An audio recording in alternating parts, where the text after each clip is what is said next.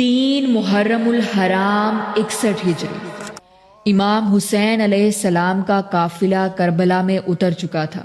1000 کا لشکر جس کی قیادت حر کر رہا تھا وہ بھی کربلا میں موجود تھا، اور اب مزید 4000 کا لشکر جس کی قیادت عمر بن سعد کر رہا تھا وہ بھی کربلا میں پہنچ گیا۔ عمر بن سعد اصل میں ایران کا گورنر بننے جا رہا تھا، لیکن کوفہ کے گورنر ابن زیاد نے اسے بلیک میل کیا کہ اگر تمہیں ایران کی حکومت چاہیے تو سب سے پہلے کربلا میں جا کر حسین کا معاملہ حل کرو۔ یوں دنیاوی لالچ نے، عہدے اور دولت کے لالچ نے عمر بن سعد کو امام حسین علیہ السلام کے سامنے لا کر کھڑا کر دیا۔ ابن زیاد پہلے ہی اپنے ظلم اور فرعونیت کی وجہ سے کوفہ کے لوگوں کو خاموش کروا چکا تھا۔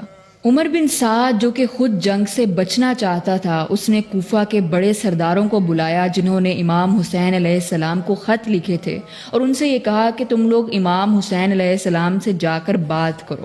اب کوفہ کے ان سرداروں نے شرمندگی کی وجہ سے امام حسین علیہ السلام کے سامنے جانے سے انکار کر دیا، کیونکہ وہ امام حسین علیہ السلام کا ساتھ دینے میں ناکام ہو چکے تھے۔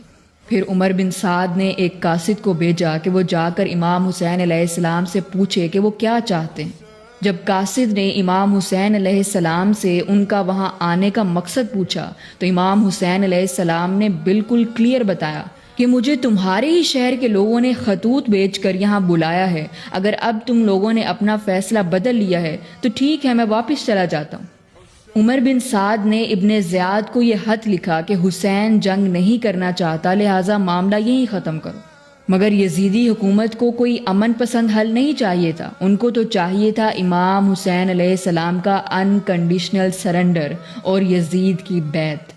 ابن زیاد نے عمر بن سعد کے خط کے جواب میں یہ شرط رکھ دی کہ حسین سے کہو پہلے یزید کی بیعت کریں، پھر ہم دیکھیں گے کہ آگے کیا کرنا ہے۔